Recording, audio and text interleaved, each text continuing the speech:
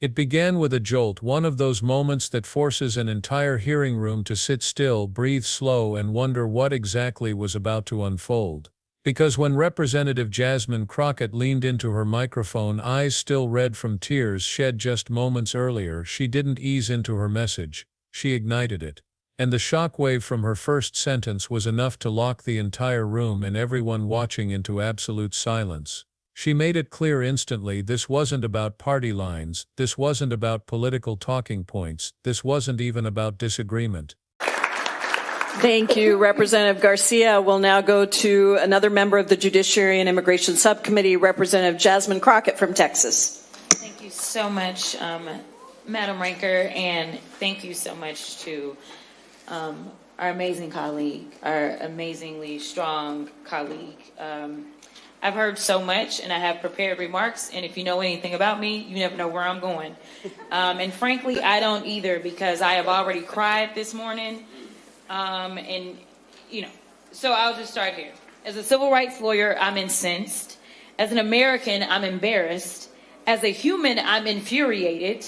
And as a member of Congress, I am immovable in my pursuit of accountability. You see, right now, people want to pretend as if this is right or left, but I'm here to tell you that this is about right or wrong. And it is very sad that the only people that are sitting here are members of the Democratic side. So I guess we just want to stand on the side of right. For once, we will be associated with being right instead of left.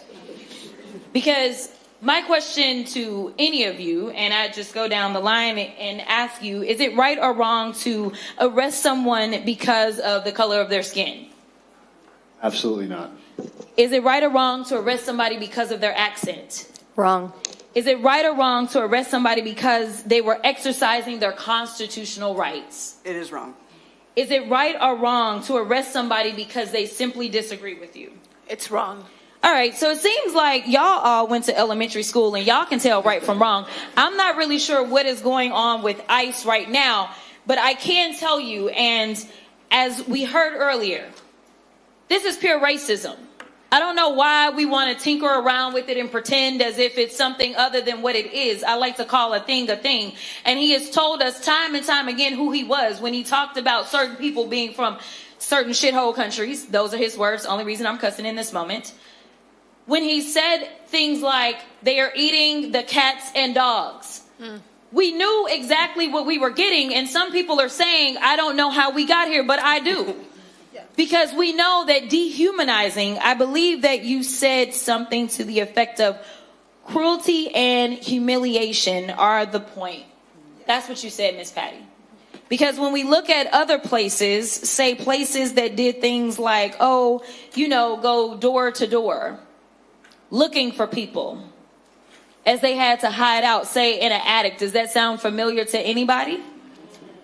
Or the images that I have seen of people being attacked by law enforcement, whether we're talking about dogs or fire hoses, it seems very reminiscent of something that we have seen before in this country. And then people get offended and try to say I'm too black, but the reality is that y'all never let the fact that I am black go. So I'm going to be clear about one thing. I know my good black history. And so when I look and I say, and I will say it loud and proud because the DH secretary had a few choice words for me, but this looks like modern day slave patrols. And they have been sanctioned by this Supreme Court. Whoever thought we would live in a country that progress looks like having a Supreme Court that says, yes, it is okay to look at somebody or to listen to their accent and give permission to grab them. The last time that I checked, ICE is only supposed to be doing immigration enforcement. And right now we have a record number of U.S. citizens that have not only been arrested, but as we saw with Renee, that have been killed, that have been maimed, that have been bullied, that have been brutalized, that have been unlawfully arrested. Y'all, we are living with an abuser right now. That is who Trump and his administration is. And frankly, I think we all have a little bit of PTSD. But if you know anything about a domestic abuser, the one thing about them that you need to know is that they are some of the biggest cowards that you will ever find. What they can't stand is when you actually fight back. And so thank you so much for everybody in Minnesota But it is time for our entire country to stand together. Because if you don't recognize that we are all in the same sinking ship, whether you are black, white, Latino, African, whoever you are, the reality is that we have an administration that has decided that they are going to ignore our constitutional rights, and we will not stand for it. Otherwise, our democracy will fall. So I just got this to say because she is blanking. Thank you, Representative Crockett. We got some people that got to make some planes, so thank you so much.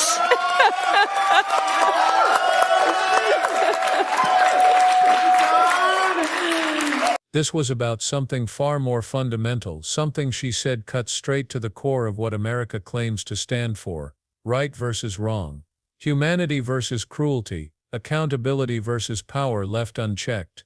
And from the sound of her voice, from the tremble of emotion tightening each word, it was obvious this wasn't just another hearing moment, this was a breaking point.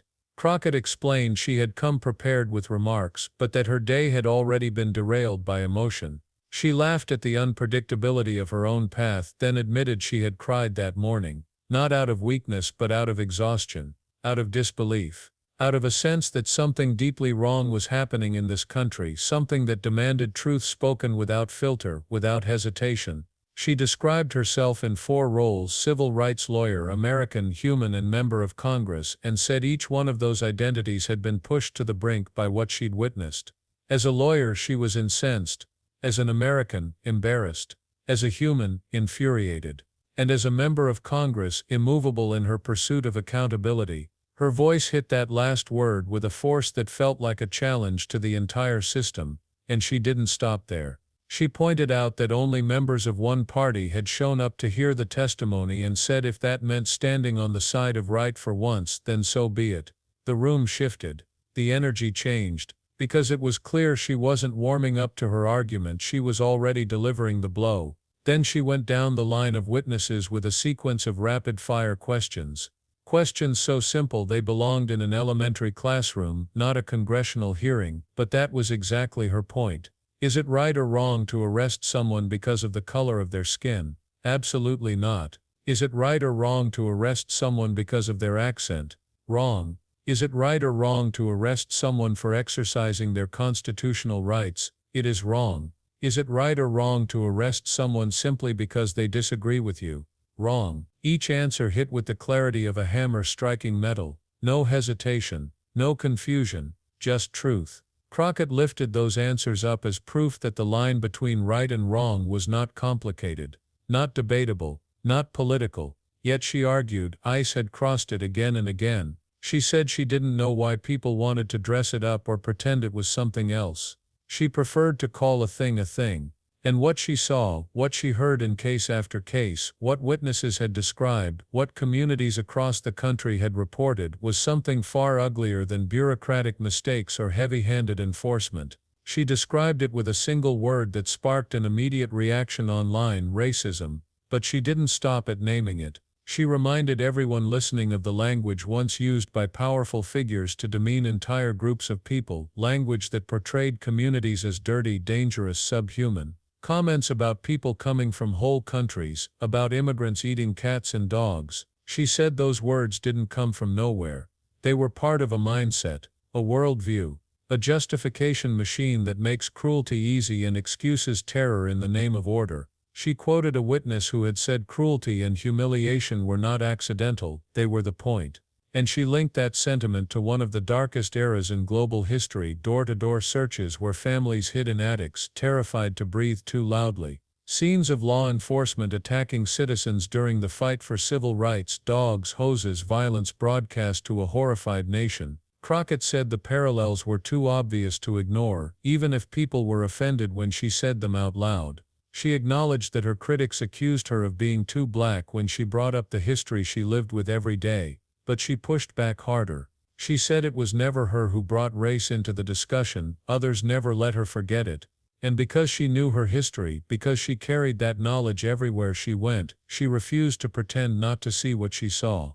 Then came the moment that would explode across social media, cut into short clips, and spread through commentary channels everywhere. Crockett compared what ICE was doing, what some officers had been recorded doing, to modern-day slave patrols. The air shifted. You could almost feel the tension as she explained why. She pointed to the Supreme Court's green light allowing immigration stops based on how someone looks or sounds. She said she'd never imagined living in a country where the highest court would permit authorities to detain someone because of their appearance or the way they spoke. That line alone was enough to freeze the room, but she followed it with something even heavier. She laid out case after case of citizens documented, born here carrying passports, being stopped, harassed, detained, or treated like criminals. She pointed to the story of a man who was killed, others who had been injured, bullied, brutalized, dragged into a system they never belonged in. She spoke of mothers and workers and entire communities living in fear, not because they had done anything wrong, but because people who looked like them were targets. Her voice cracked as she described people dying. Her pace slowed as she spoke of families traumatized. She repeated that these weren't criminals. These weren't fugitives.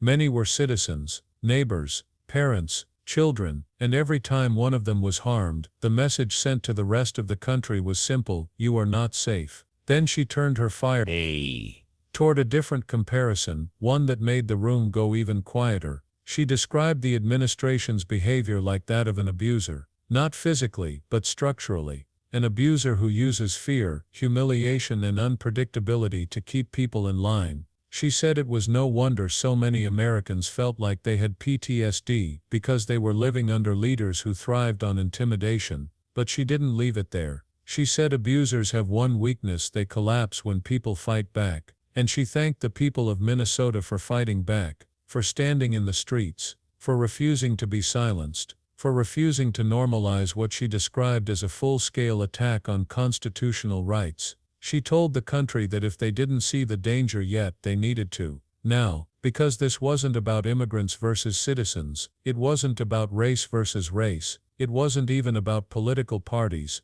it was about a sinking ship and everyone on board. She said if Americans didn't recognize that they were all at risk, all vulnerable to the erosion of their own rights, then the country's democracy itself was in danger. Her final words weren't shouted. They weren't angry. They were heavy, almost mournful, but the force behind them was unmistakable. She said the nation was being pushed to the edge, and if citizens didn't push back, if they allowed fear to control them, then the rights that defined America would crumble. And she ended with a simple thank you.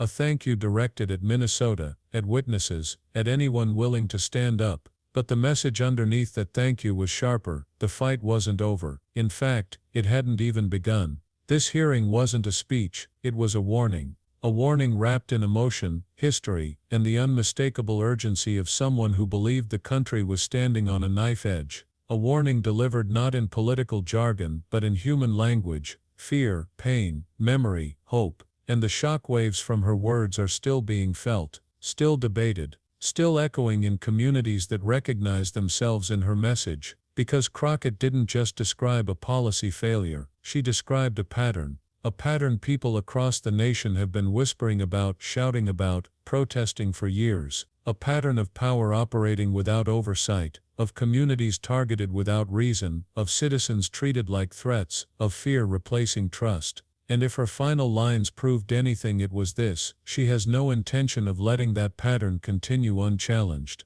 If you found this breakdown powerful and want more deep dive coverage of major hearings, viral congressional moments, and the stories shaping national debate, make sure to subscribe, hit the like button, and drop a comment with what you want covered next. Your support helps bring these critical stories to light and keeps this channel growing.